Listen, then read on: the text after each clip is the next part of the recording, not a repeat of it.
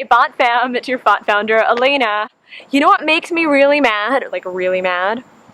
I'm gonna tell you what makes me really mad. But first, go down, hit the subscribe button, because I put out new videos every week. And today, we're diving into the font for the 22nd Sunday in Ordinary Time. So that was a trick question, I gotcha. Nothing makes me mad.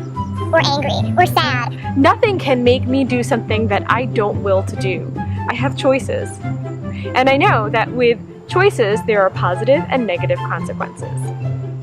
Believing in the wisdom that God has handed down to us through His living love that walked the earth, I'm able to make good choices, healthy choices, liberating choices that put my best foot forward into the future.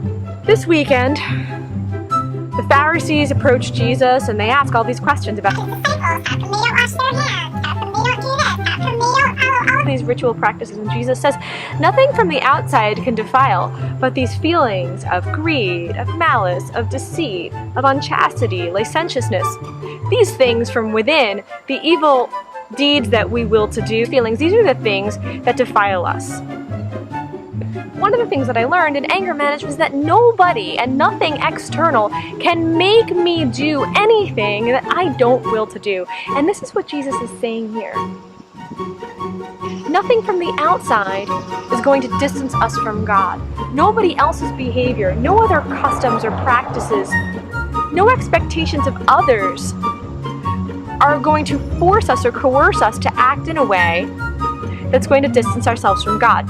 These are choices that we make in our hearts, that we make to the best of our ability according to how our consciences were formed.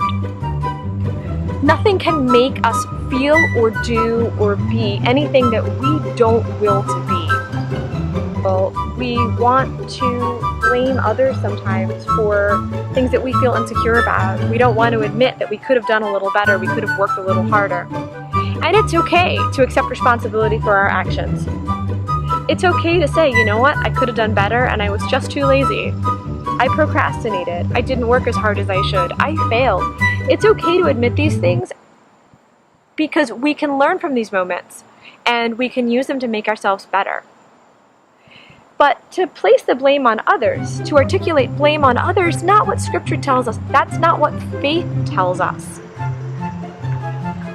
Jesus is giving us words to live, and He's giving us words to live about our lives. He's giving us words for life, words that are spirit. We are responsible for the way that we respond to what we feel. When I was in ministry, you know, folks can complain and folks may disagree, but at the end of the day, I am not responsible to make people happy. I'm responsible to do the right thing.